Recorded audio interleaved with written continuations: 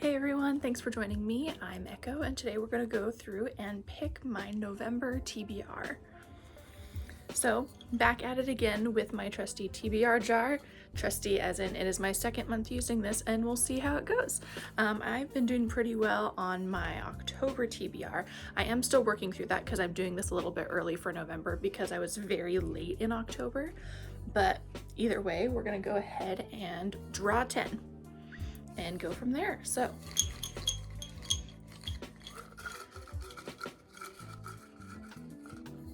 okay, let's see.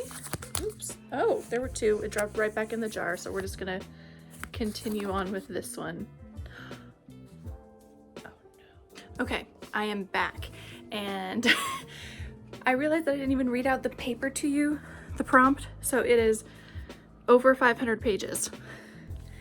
And I had a physical book that I bought that I was like, oh, that's a little bit too big. Let's not try and do that for November, just because I don't know what's like gonna be going on at that point. But I guess the jar has spoken, and we're gonna read it. So, The Games Gods Play by Abigail Owen, and let's see exactly how many pages this is. 509. 509 pages. Doesn't look like an epilogue or anything, but I include epilogues anyway. So just squeaked by. This is going to be the first one on our TBR, and it really is just beautiful. So like the end pages and all of that. Okay, so now I am downstairs because my family walked back in while like they just got home while I was filming that first book clip. So this beginning of this vlog was really, or this video was really chaotic. So I appreciate you all still being here. Let's just pick right up with The Games Gods Play. It is 509 pages, I think we decided that it was. And for the nitty gritty synopsis of it, it is a Hades romantasy. So I believe it's a human or some sort of outcast that competes in the games as his champion, and I assume they fall in love. So that's what this is going to be. Haven't read a mythology one in a while. I don't know if I've read a mythology romantasy. So we're going to give it a shot. First book done. Second is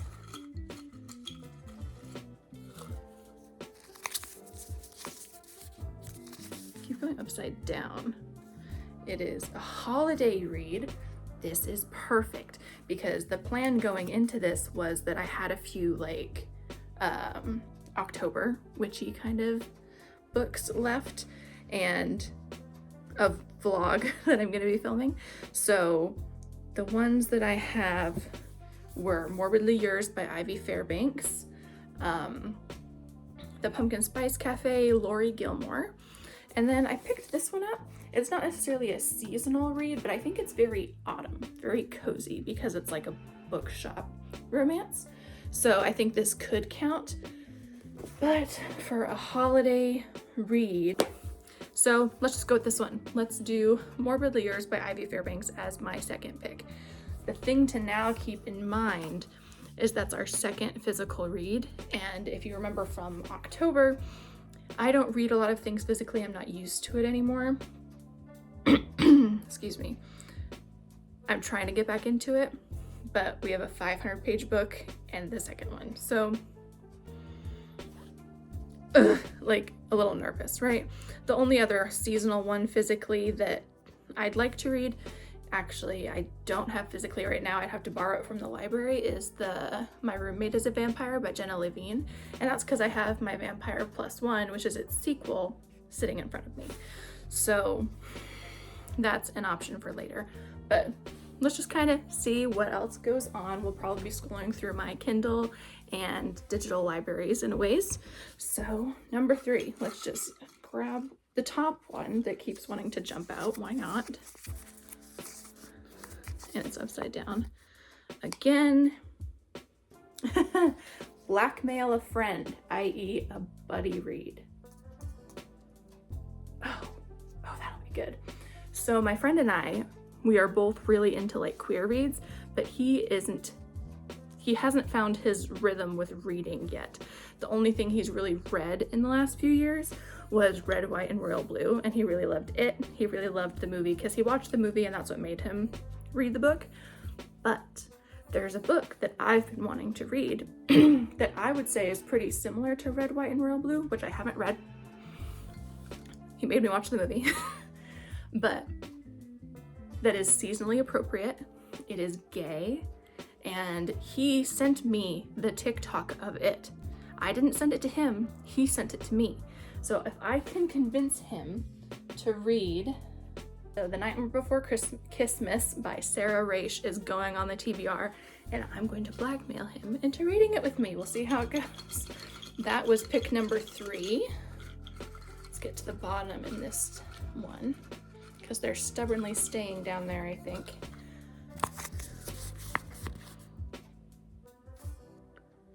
Disability rep. Okay, so I know that Deanne Bryn says that their books are all disability rep. What Deanne Bryn likes to do is write a novel and then write a short story prequel of the couple or of one of the characters, and then post it for free. So this one is a free option, it looks like, and I probably did get it while it was free. So it's a prequel to a book that I haven't read. So then it's like, but then I could also do, How to Sell Your Blood and Fall in Love. So as you can see, it's kind of the same beat as the other book I've read by them. So am I ready to continue this series yet?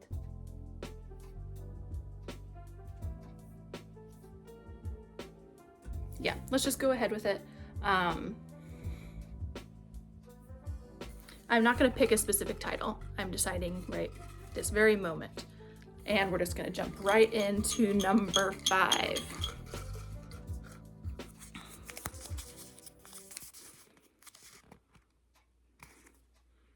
Realistic cover. Okay. Realistic covers are a little bit more difficult to find at this point just because of the trends that are going on. So let's go to, that one. What I'm looking at is The Pucking Wrong Number by C.R. Jane. I mentioned wanting to do hockey romance reading vlog, and I'm still very, very interested in it, given that hockey season has started recently in October. So that one is an option because it is a realistic cover. Just scrolling quickly. None others are immediate. Witch Bond by Lisa Casey. It is photoshopped, but it is a realistic cover. That is the second book in the Kitsune Chronicles series. Read the first one and read a short story along with it. Loved them so much. Loved them. So that's also an option. Let's hop into this ebook library for, second, sorry, notification up there. So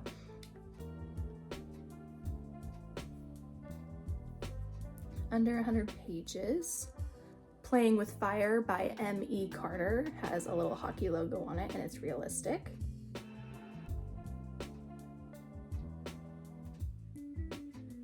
Wild Runaway by Sadie King, also a short romance author. That is realistic. I have a new one, Barely Mine by Julie Ranseth, also in my short one. So that's obviously a bear shifter paranormal romance, which we don't have in here yet.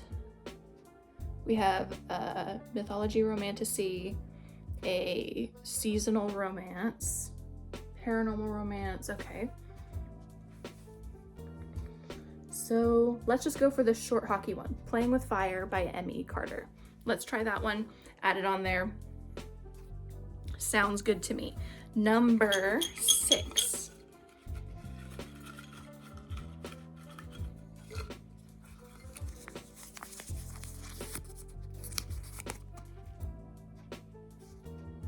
A romance. Yay, me.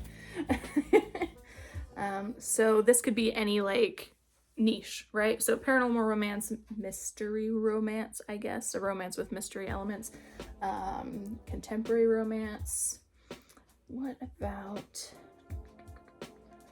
I have Bewitching the Hockey Captain by Sasha Clinton still in this under 100 pages. Barely Mine again. I have some more erotic stuff in here. This one, you know how sometimes they don't have the actual cover that populated, but it's just like a doc image, so it says Cookies and Kisses. That sounds like fun. Over here, I could do the second Monster Pucker. Is that out yet? Release is November 19th. I could totally do this one. And it is by Cleo Evans and Ashley Bennett. I didn't realize there was a co-author. I don't know if it's for this book or this series, but let's just add that one in for a romance, because why not use an Audible credit for it? Gonna come out on the 19th, Monster Pucked by Cleo Evans and Ashley Bennett, which is a monster romance, very erotic, which is fine. So 1, 2, 3, 4, 5, 6. Number 7. Let's just take it from the top-ish this time.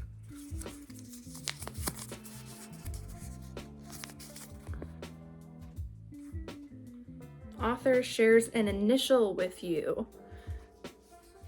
So Echo, Lark. So E or L. Ooh, I didn't think about how difficult this one might be to actually scroll through. I'm looking in front of me, Jen McKinley, Hannah Grace, Amanda Woody. None of those work. Jenna Levine. That one would work for My Vampire the Roommate, or My Vampire is a Roommate by Jenna Levine. That one would work. What's my next queer and cute story?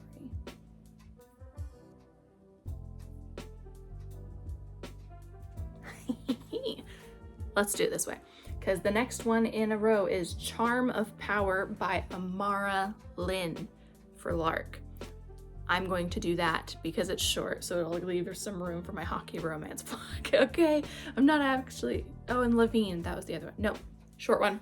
Charm of Power, Amara Lynn. That was number 7. Number 8. I really dilly-dallied on that pick. I apologize.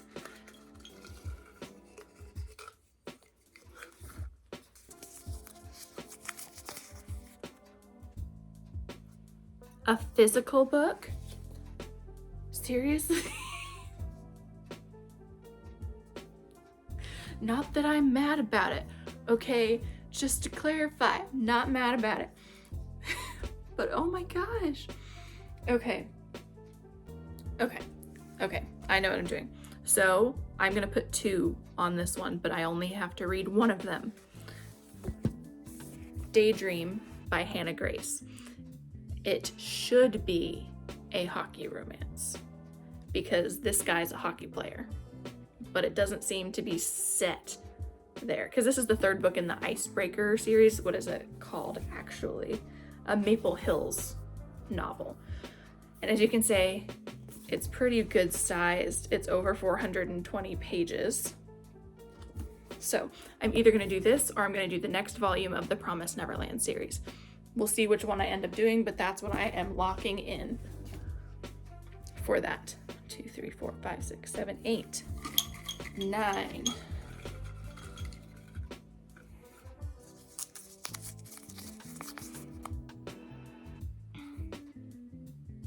Mythology.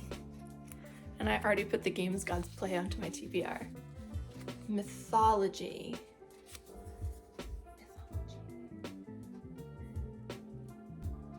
So somebody recommended me their anthology that's additional stories to their world. So Preludes by Angeline Ashira is an option to read one of those stories, because they recommended me one and I don't remember which one it was, so I'd have to look. That's an option.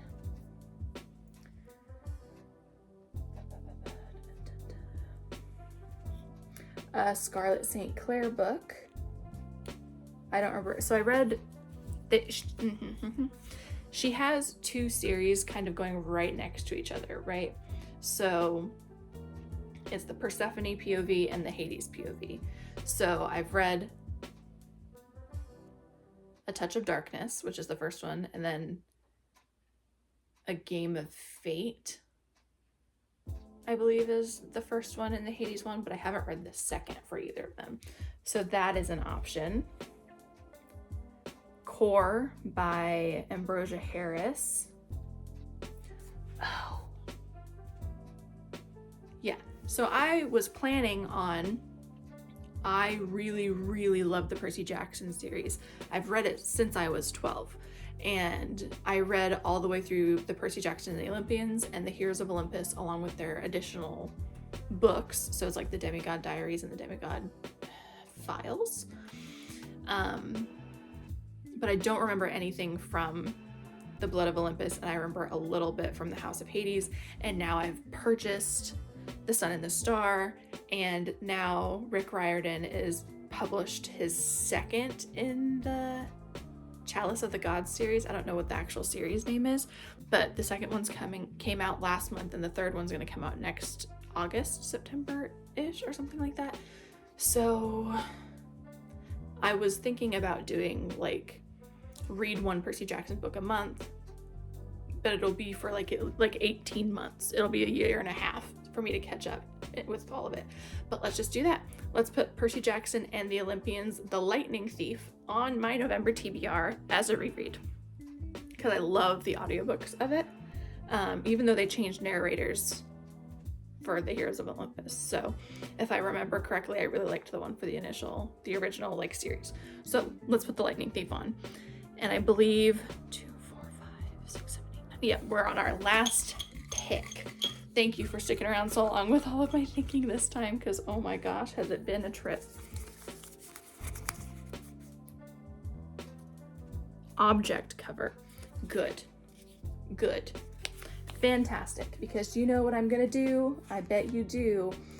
Bewitching the Hockey Captain by Sasha Clinton is an object cover, and it is in my under 100 page folder. So let's hope I'm not lying to myself, and I'm gonna put that one on knowing nothing about it.